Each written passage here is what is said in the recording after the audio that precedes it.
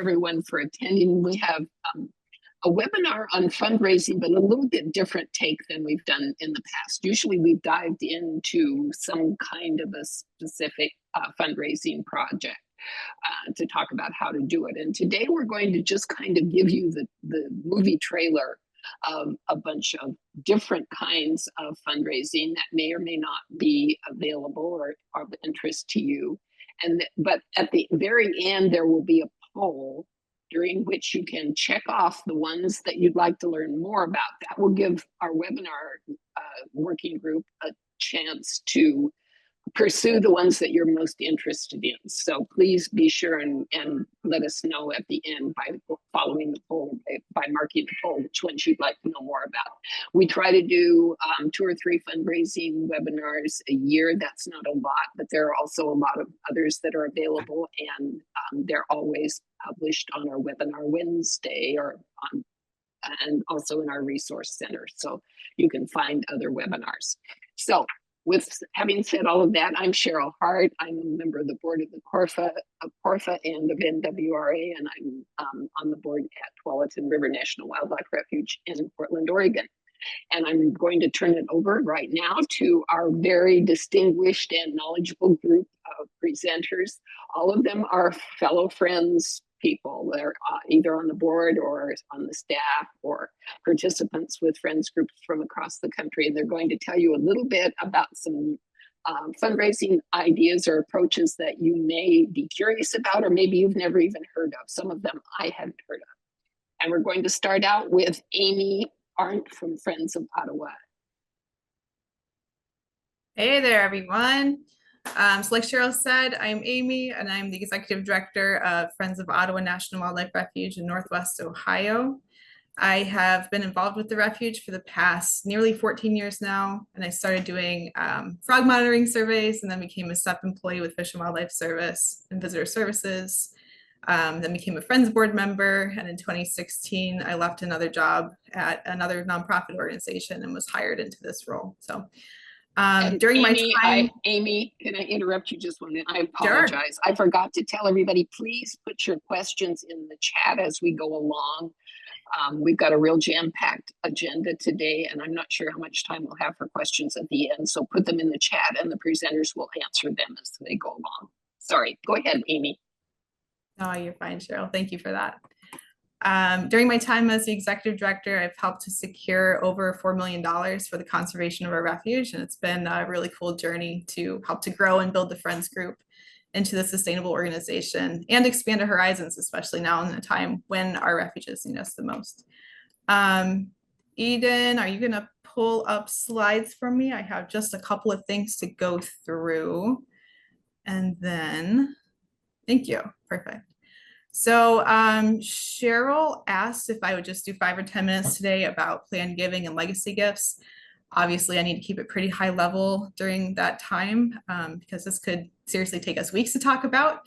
But I was really glad that she asked because our group has received over $400,000 in bequests in the past 2 years. So it's a very timely thing to be chatting about. All right, Eden, we can go ahead and move to the next one. So first, I just want to throw a couple of definitions at you. Planned giving uses tax, financial, and estate planning techniques to enable a donor to make a gift commitment to a nonprofit organization. Bequests are a gift of assets that's made through a will or trust, and bequests can be made to individuals, organizations, or charities. So legacy gifts are sometimes referred to as a bequest or a planned gift. Legacy giving is when individuals contribute to nonprofits through their wills or estate plans. And I'm going to focus mostly on that for my time here today. One of the most important things I want you to think about when we talk about legacy gifts is that regardless of age and income level, we each have the ability to make a difference for the causes we care about by leaving a charitable legacy. This is a really interesting point. The average planned gift is 200 times more than the donor's average annual gift. In the US, the average major gift is around $5,000, while the average charitable bequest is around $32,000. So every donor has the capacity to leave a legacy. So while Eden moves on to the next slide, and while I keep moving here because we have a lot of people to get through today, please take a moment and just drop in the chat, or send up an emoji reaction, whatever's easier for you, and let us know if your organization has received a legacy gift in the past. I'm very curious about that. So when considering legacy gifts, we have to think about how you are sharing the impact of what you do and how you are telling people that they can help. So for a long time, we had just our membership form and a donation button on our website. And then probably 5 years ago, we started to add some more options. However you are accepting donations, you want to be able to get that information out in every way you can. You have got to market your impact and tell people how they can help you. You can do this through a ton of ways: social media, websites, newsletters, email lists, brochures, signs in your nature store, or at special events. There's really endless ways that you can get the information out there. But the best way to get the information out there and really make an impact is through those in-person connections that you forge. You have to know your people, and they have to know you and your refuge and your organization. All right, let's go ahead and move on to the next slide.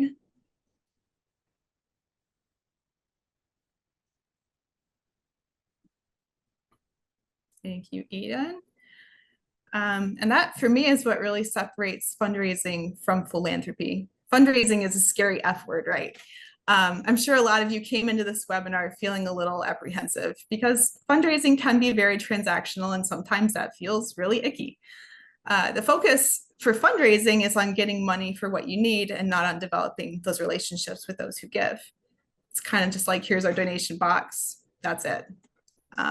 Philanthropy, on the other hand, is very conversational. Philanthropy is getting to know your donors and their needs and their desires. It's less of passing the plate and more of an understanding of what brings people there in the first place and keeps them coming back over time. It's sharing the impact of their gifts and doing what you say you're going to do, following through in a timely manner, being transparent, asking and answering questions, and discovering how donors' values align with your mission. Philanthropy is really a journey that you forge together and focuses on the impact and outcomes. So if you're one of those people who thinks that fundraising is a scary F word, maybe try this mindset.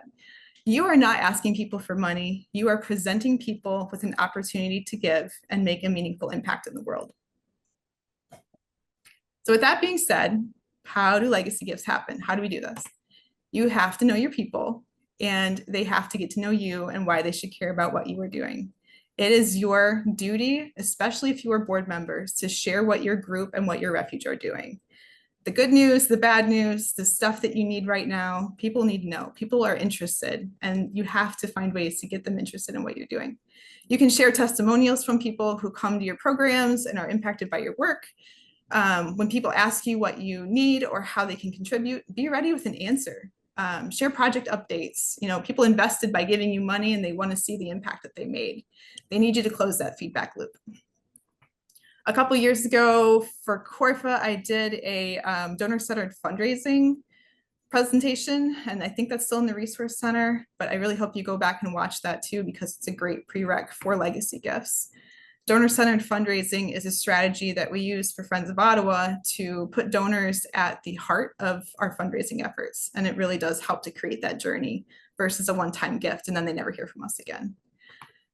So now that you know your why and you've shared it and you're working to get people interested, it's a great time to review your process or your how. How are we accepting these gifts? So our group has a gift acceptance policy that outlines what kinds of things we accept and what we don't accept. And then we also have this declaration of intent form that we have donors fill out with as much information as they are comfortable sharing, so that we can keep that on file and be able to capture and fulfill their final wishes when that time comes. I tell people to avoid giving specific tax advice unless you are a professional and can do that. But be willing to answer any questions that your donor's financial advisor or attorney may have. But the process is typically just as easy as having your IRS determination letter on hand. All right, let's move on to the next slide. So who do we need to talk to about this? This is going to maybe be a little bit surprising, But there is not a strong correlation between either income or wealth and the likelihood of giving by bequest. And the main reason that people give by bequest is loyalty. Your best prospects are those who have been loyal, long-term supporters. And while not every nonprofit has wealthy donors, most will have loyal donors. So start with those people. The top 5 characteristics of people who will include your organization in their estate plans are the length of giving to the organization. So 5 or years more of giving. It's great if you have somebody who's been giving for 25 years. That's a great person to go talk to. Giving to you over a long period of time. You know, gifts may not be year after year, but gifts that have been made over a long extended period of time. The frequency of giving. So if you look at your monthly credit card donors or those who give more than once a year, active volunteers, former and past board members, or even volunteers in some manner, in some history. That's a great characteristic that shows the loyalty that you're looking for. And finally, if the family has been involved in some way with the organization or the refuge and has a long time association, that's a great characteristic to keep in mind. So I'm sure with these 5 things, you've had some legacy gift prospects for your group pop in your head. And this is a great way to determine who might be ready to discuss legacy gifts. So call them, thank them for what they're doing, ask them open-ended questions, bring them out to experience something truly unique to your refuge and what you do, and build that relationship. And then ask if they've ever thought about including your friends group in their estate planning. I also love a good survey. I find it's a great way to learn more about donors. And I know I'm running out of time and we have 5 other people to get to. So maybe I can send out some more information about how to use surveys to allow your donors to tell you if and when they're ready to share more about the impact they want to make. The results can be pretty eye-opening. I guess in conclusion, don't be afraid to talk about legacy gifts. Don't be afraid to approach fundraising and philanthropy. I have a feeling when I read off those 5 characteristics, that hit home for a lot of you. I know reading through that for me too, I'm very passionate about what I do and I hit pretty much all of these. So it's just something to think about. What will be your legacy? How do you want to be remembered? There's no time like the present to start that conversation. So good luck to each of you as you explore legacy gifts and plan giving, and feel free to reach out if I can help in any way. Thank you very much, Aimee. And again, if you have questions for Aimee, which I'm sure people will have, please put them in the chat, and Aimee will answer as many of them as she is able to answer during the webinar. Next on the agenda is Sam Ziner. She's with Friends of Ridgefield in the state of Washington. And go ahead, Sam, and take it away. Hi, I am Samantha Ziner, and hold on, I'm gonna get my thing figured out here. There, okay, share. Okie dokie. I'm Samantha Ziner. I'm the Friends of Ridgefield National Wildlife Refuge's Director of Operations. I've been with the Friends, I think it's over 9 years. Started to stop counting because it feels long. But a couple of the things that we've done over time and over added, I guess, back is Amazon wish list and these Fred Meyer community rewards. Before I start talking about either of those things, I had 2 things I wanted to share with you guys first, though. One was we just got the most amazing board member, and I don't know how to find board members like her, but if you can find board members who are just willing to come up with exciting ideas, that's the goal. She worked during Birdfest and she came up with this thing where she would start talking to people about the refuge, and then she would be like, well, do you consider yourself a fan of the refuge? And they'd be like, well, yeah. And then she'd be like, well, then you should also be a friend. And she would hand them the brochure, and it was just like everybody took it. It was wild. Like, I don't know if we got a lot of memberships from that yet, but it was just, I was like, holy cow, easy. And the other thing is that even though I'm talking specifically about Fred Meyer community rewards, if you have a Kroger store anywhere near you, they do have a community rewards program across the country. So you can sign up, I think, with your nonprofit at all of those. And I have the link on my slides, but all you have to type in is like Kroger community rewards in Google. Okie dokie. So the Kroger, oh, that picture didn't load. Cool. So I had added a picture of the Kroger community rewards as well as the Fred Meyer community rewards at the top. Both of them work exactly the same. They have their rewards card for the store, and they go online and they get to keep their fuel points. At the end of the quarter, we get the donation from their accumulated purchases. And we get every time, if you don't get a check, that means you didn't make $25 minimum, but either way, you get a check every quarter if it's at least $25 or more.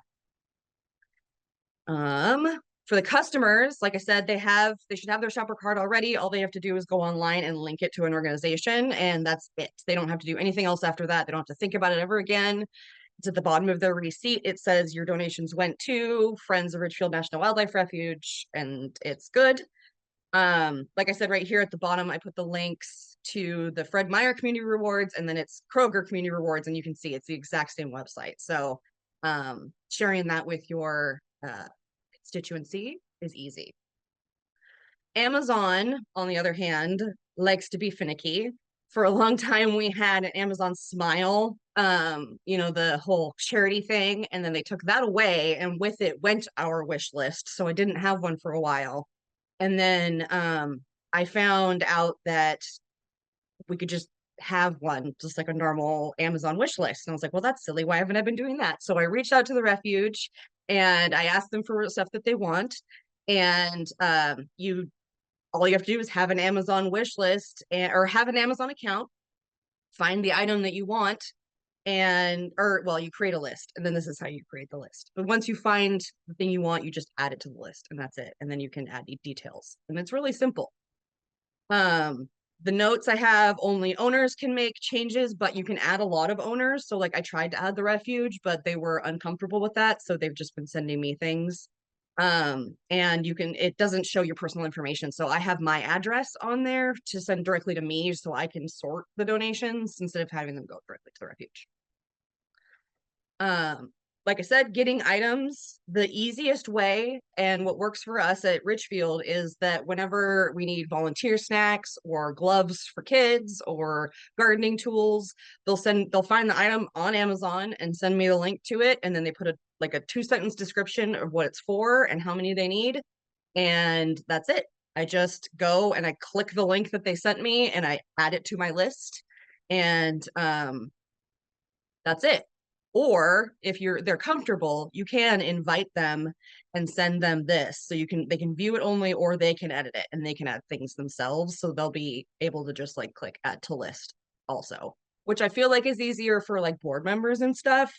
But a lot of people just don't want that responsibility, which I guess is fine.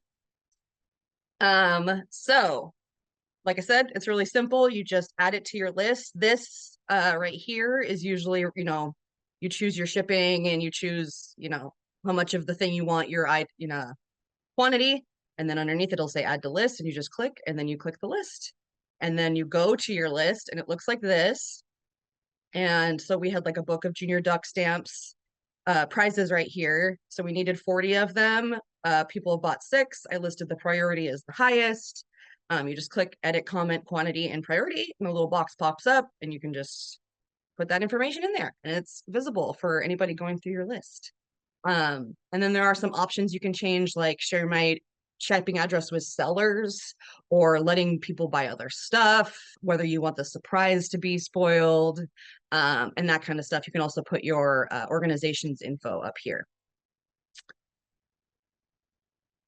So now that you've created an Amazon wish list and a Kroger rewards program, which I can go into more detail about, but I figure it's a lot of just clicking and signing up, so it should be easy. But once you get those things, just like Aimee said before me, keep it visible and keep thanking them for it. You can have it all over your website. That's great. But I also put it at the bottom of every single email that I send out. If it's just a notice about a closure, or, this is my renewal email right here. Every time they get an email that tells them to renew their membership, this is at the bottom to remind them that they can also donate this way or give us stuff this way. And then it's also at the bottom of our monthly newsletter. So every month, it's another reminder that exists. And then these are on the sidebar of every page of our website. So no matter where they go, this sidebar exists and shows them these things. And then another way to keep info visible, and what has seemed to really work for Amazon specifically, is taking the pictures of the donation, the whole donation, or the individual families' items, and then thanking them on social media by name. We were wiping out our list every time I made one of these posts for a couple of weeks straight, because we didn't have a lot on there too, so it was easy. But it was just like every time I posted, we would get another 3 boxes that would show up in the mail. So that was pretty great. And then there was something I wanted to say. Is it in this one?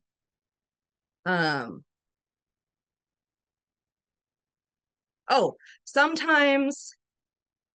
Okay, here's where it says it. So in your thanking, it can get kind of hard. Amazon or Fred Meyer sends you an email and a letter that tells you how many households have donated and how much you made out of that total donation.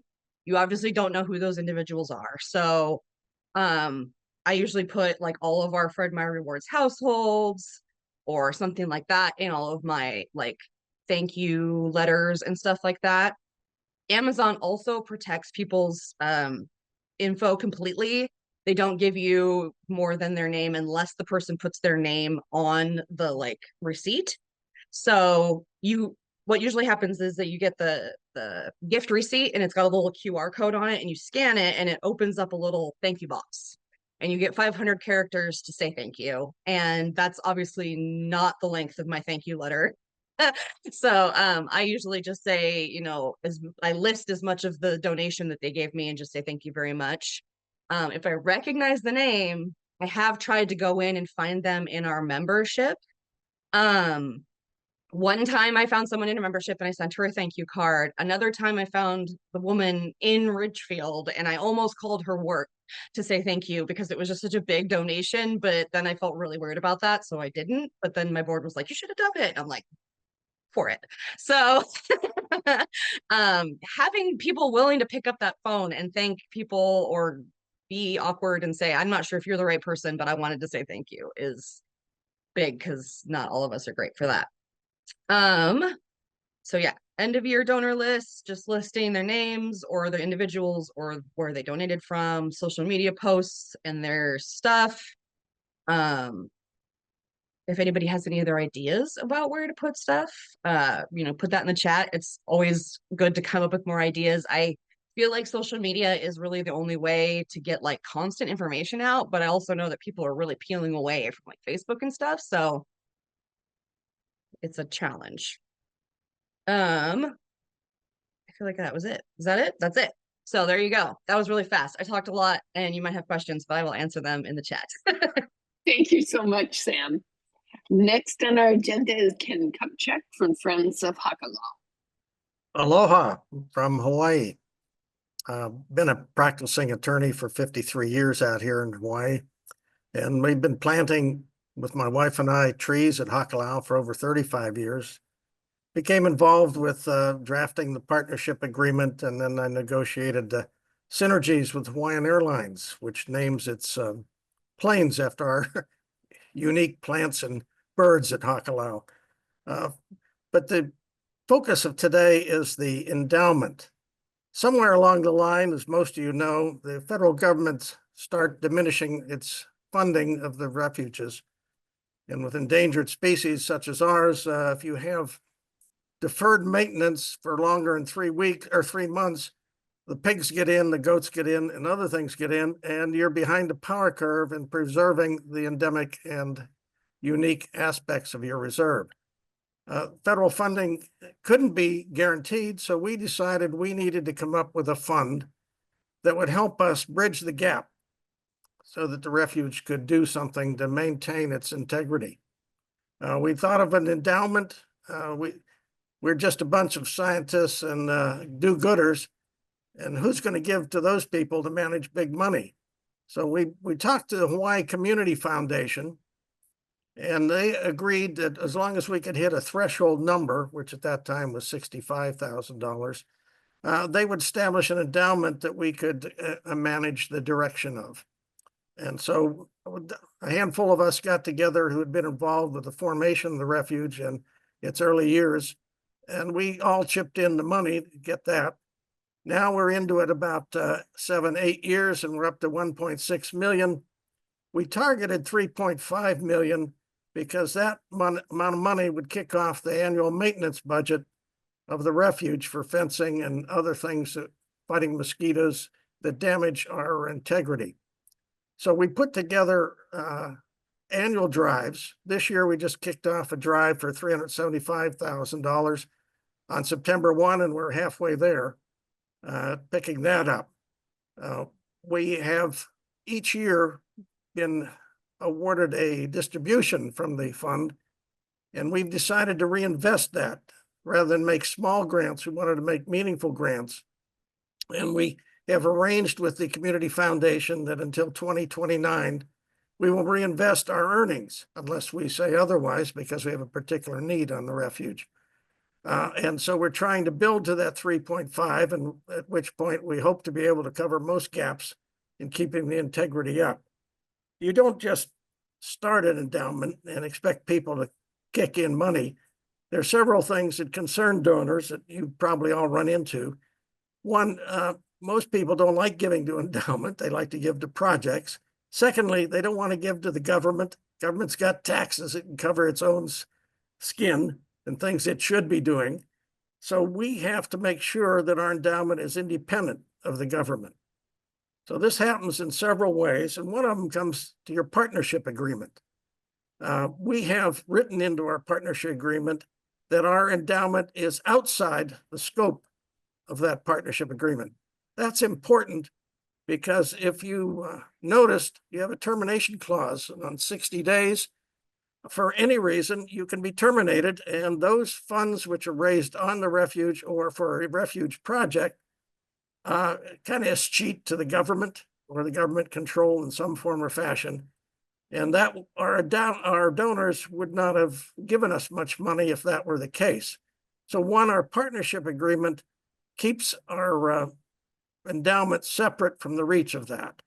Secondly, we have made sure that the focus of the endowment campaigns that we go out to the donors focuses on the habitat, not the refuge. The habitat happens to be a little bit larger than the refuge, even though the refuge is a material part of it. So that we are raising our money for the protection of that habitat. So those things help you when it comes down to someone grabbing it if you get terminated for any reason on it. There are other aspects of how to deal with the endowment. One thing is there are other needs that the refuge has from time to time, which we fund out of our operating account, and sometimes we have our wish list, as mentioned by Sam, and the like. You have to make sure that your donor approach is balanced between the various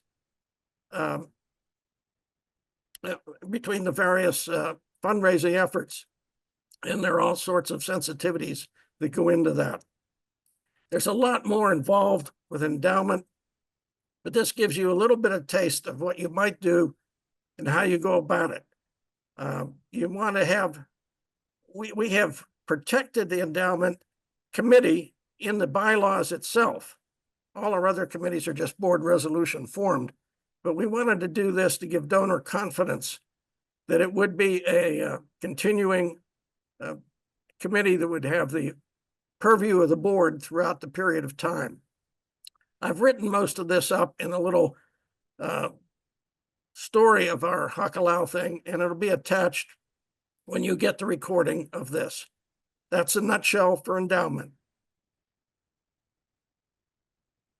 Thank you very much, Ken. Now moving on to Sue Hicks from Friends of Sherburne.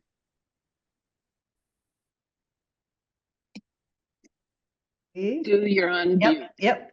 I've been a member of the Friends of Sherburne and a refuge volunteer for not as long as Ken, but more than 25 years, which is still a pretty long time. And I have served on various positions on our board. I'm not currently on the board, but I'm sure involved in a lot of committees. I help Corfa on their communications committee, and I edit the link that the periodic newsletter that NWRA sends out. Well, I'm going to share my screen here. And here we go. Okay. So I'm going to talk about something unique in Minnesota. And I got to find my slide. It's kind of hard because I've got this other stuff in the way. Just a minute. There we go.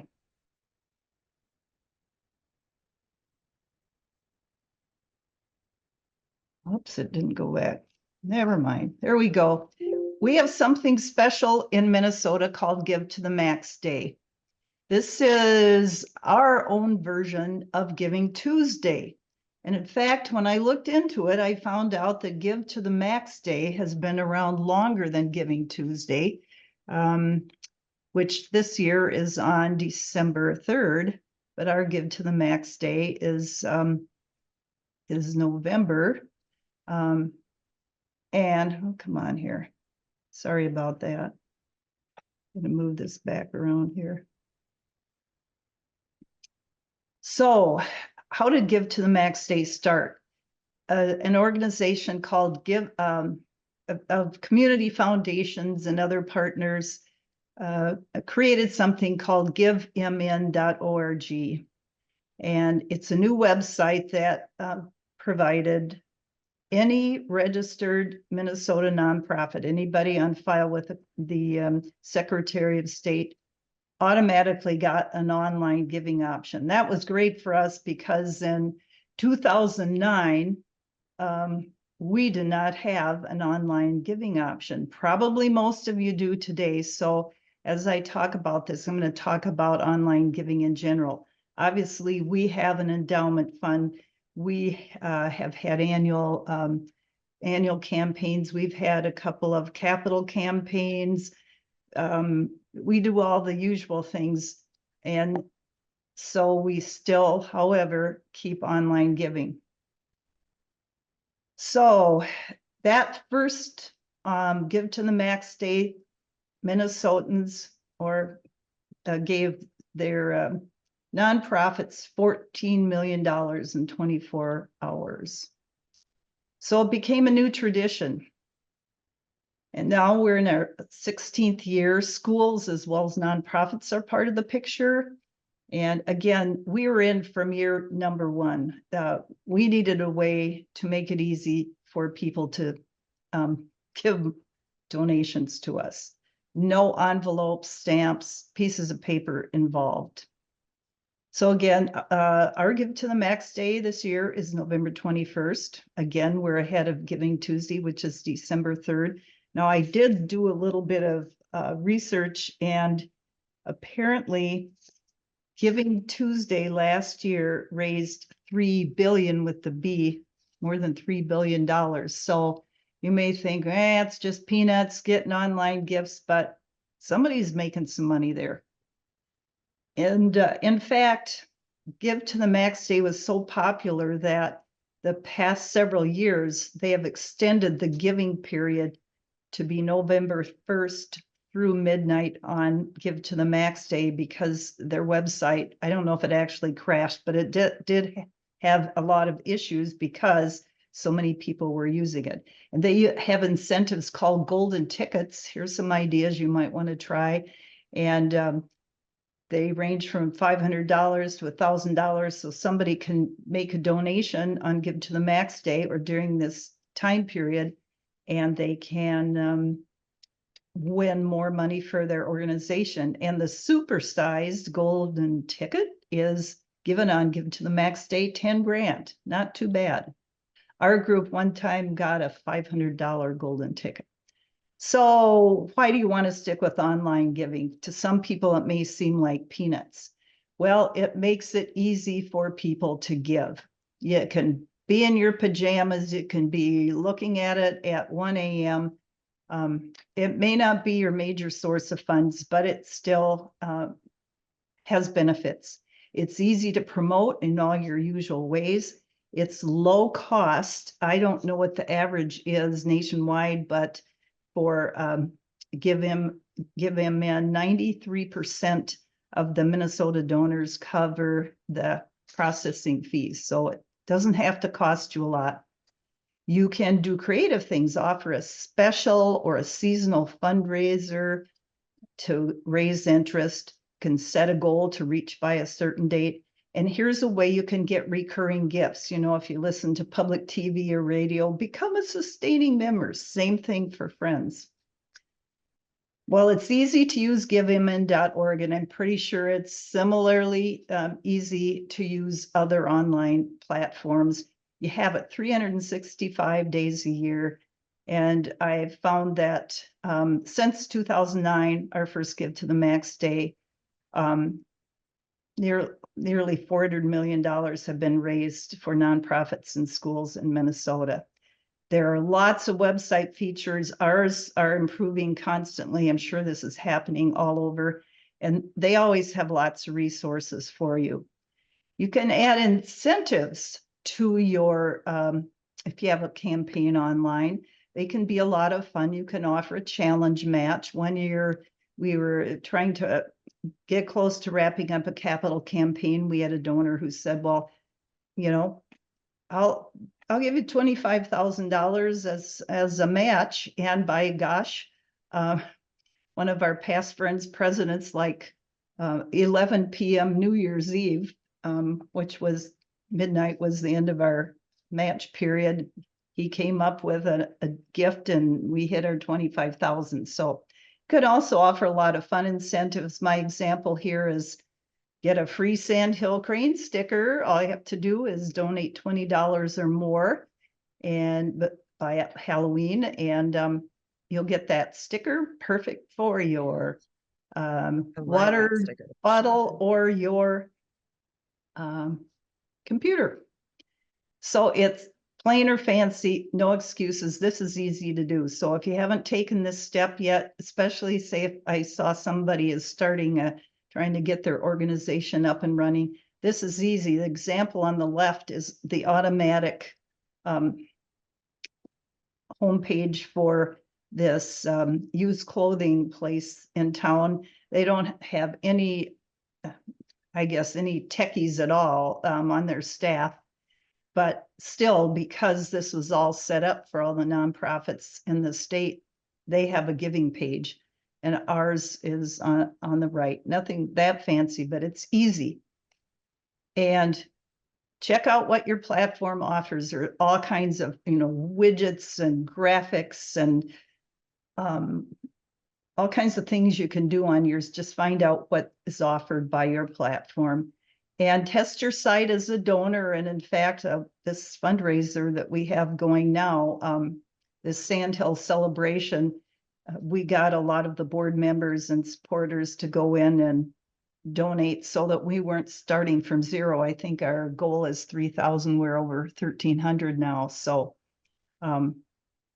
technology has changed a lot in the past few years. We now have a Wix website, or have for the past 3 or 4 years, and it can integrate directly with our little green light client management database. So anybody that gives on through Wix automatically goes into our database, which really helps a lot. And more and more options are being offered to meet nonprofit needs. I know, for example, that GiveMN has all kinds of special training to help nonprofits learn how to fundraise. So I'll would close with this. Try to make it fun to support your friends, and make it easy by offering online options. And in our case, we're pretending like we're having this big banquet for all of our visiting Sandhill Cranes before they head south for the winter. So you can start $20 for a grasshopper gratinée, up to $500 for fresh snail hors d'oeuvres. And of course, you get that free sticker.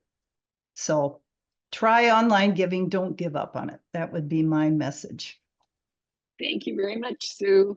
Yep, you bet. Next is Karen Holzer from Friends of DC Booth Hatchery. Hello. Hi, Karen. Hi. Eden, do you have the? There we go.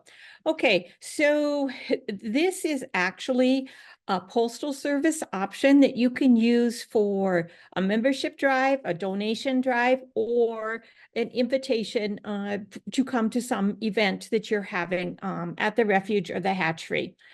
It is called EDDM, which is Every Door Direct Mail. It's a saturation mailing that you have to choose to do an entire route, but you don't have to do an entire town or community. Okay. So why consider using EDM? Well, it's easy to use. You can target specific areas. You don't have to maintain an address list or address corrections. It costs 22.3 cents per piece. Your piece that you have printed yourself through a printer can be full color with both sides. So you have a lot of opportunities for how you want to, the information that you want to provide and how you want to project it.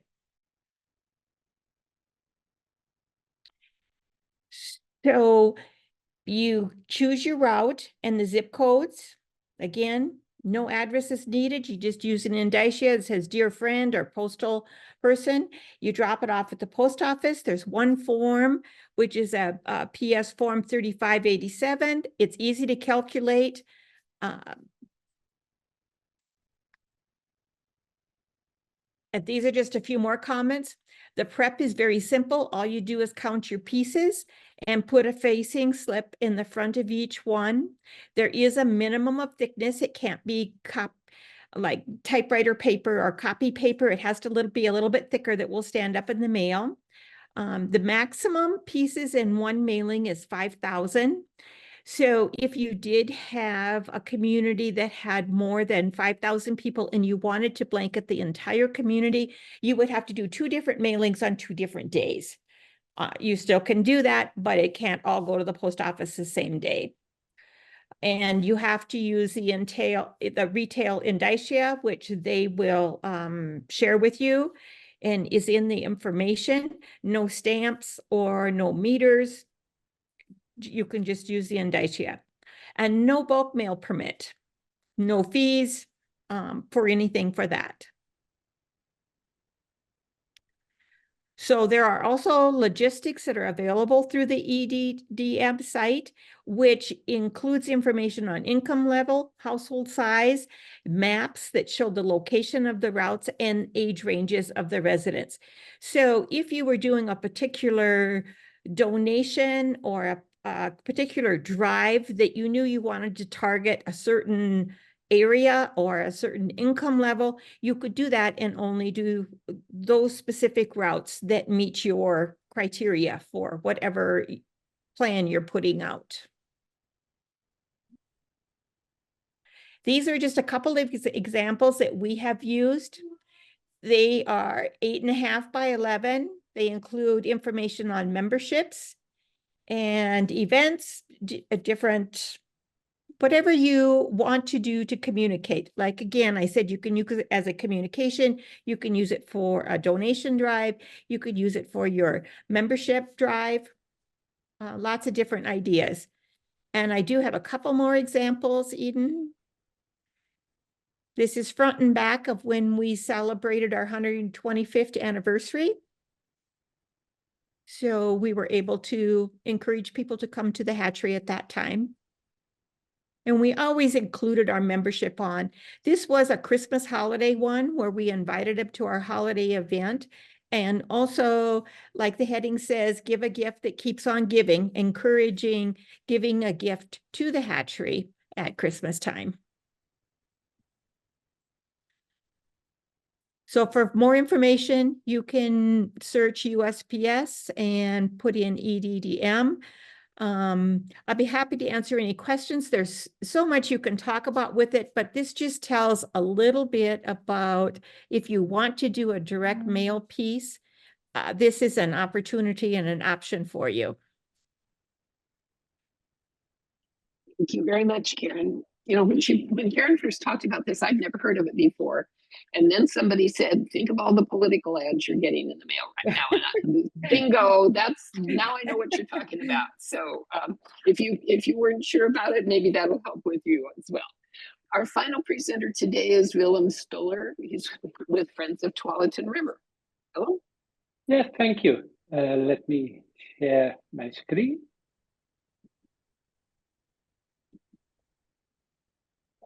I've been with the Friends of Tualatin River for a little over 10 years now, volunteering, also been 7 years the treasurer and now 3 years VP and chair of the governance committee.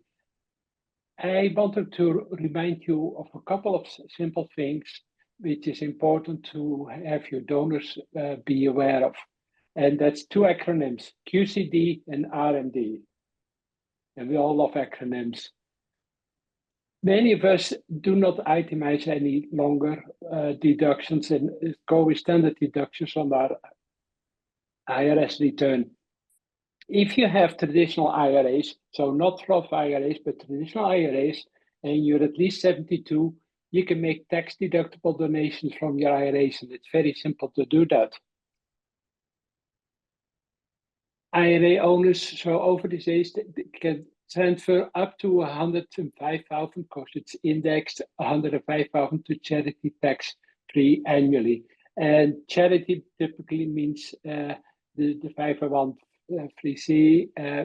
Friends definitely fall under it. I've been using this myself on a regular basis. The only trick is that it needs to be directly done by the trustee of the IRA to the charity. You can't just tell your institution where you have your IRA, please give me amount of money and I'll donate it. It has to be done directly, but it's simple. It just requires an email to your institution with the information like tax ID, address, name, and to do that. So it's very important you remind your potential donors because it is a way to donate tax-free.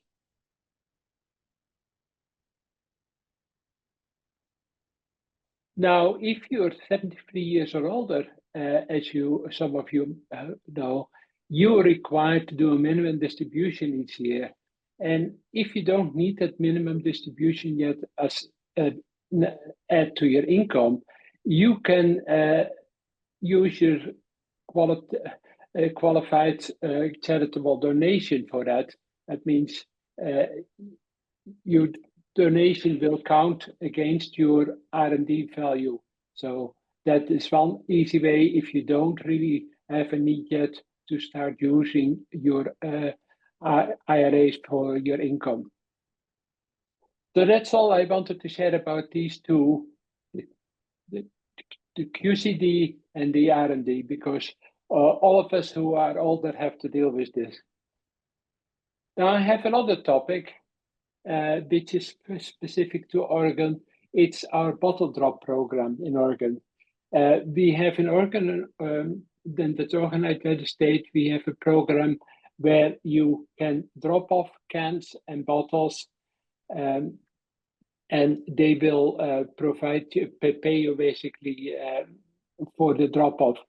And you can do that as an individual, just have an account with them, and the money gets automatically deposited in the account. Now they did something special for nonprofits, and of course the Refuge Friends fall under that, and we use that. They create blue bags with a stamp on it or a code to identify the nonprofit, and anybody who has a blue bag, fills that up and returns that either to the Refuge Friends or directly to a collection center, will thereby contribute to the Friends. And you would think, oh, that's nothing special, it is not too much, but it does generate for us several $1,000s per year. And it's very simple. Once you apply for a nonprofit account, you order the blue bags, you distribute those bags. We do it through our nature center in our store. You distribute that to potential donors, and once the donors have filled it back and return it to a collection center or to the refuge, money comes in automatically into the account of the nonprofit. Now, I'm sure this is an Oregon-specific program, but there must be other states which have similar programs. And I'd be happy to answer any questions to both things, both the charitable donations and the bottle drop program. That's all I have. Thank you, Willem. I know the bottle drop program, a lot of states, if you pick up a bottle or a can, a beverage bottle or can, it will say, you know, all of the states that have deposit requirements, and that's what funds this program in Oregon. So if you live in a state that has a fee on each of those items, each of those bottles or cans, check with your state to see if that's something that possibly nonprofits could benefit from. Or maybe there's already a program in existence. Okay, we have just a very few minutes left before we start with any questions that we might be able to take. Joan, do you want to talk about the next step in this discussion process?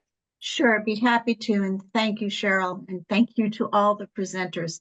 I wanted to let everyone know that CORF has been working on a program that we call Friends Share. It is a Zoom call where people can get on. We have specific topics, and then we also have like an open discussion room.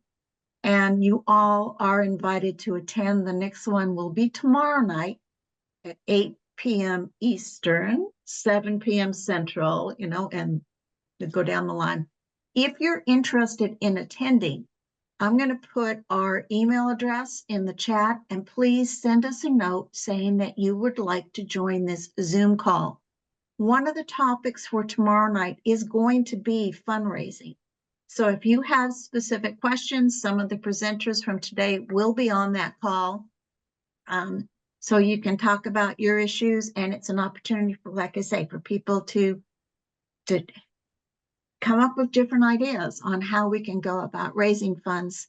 The other discussion topics will be how to engage your board, you know, what's going on there, and then just one room that will be dedicated to whatever people want to talk about.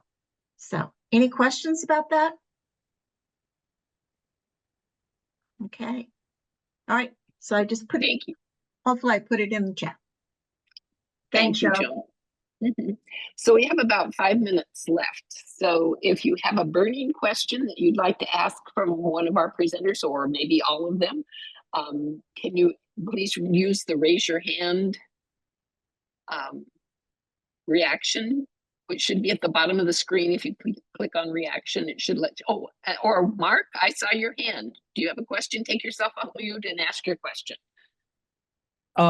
The experience with my familiarity is more with public broadcasting as a fundraising tool than any other manner.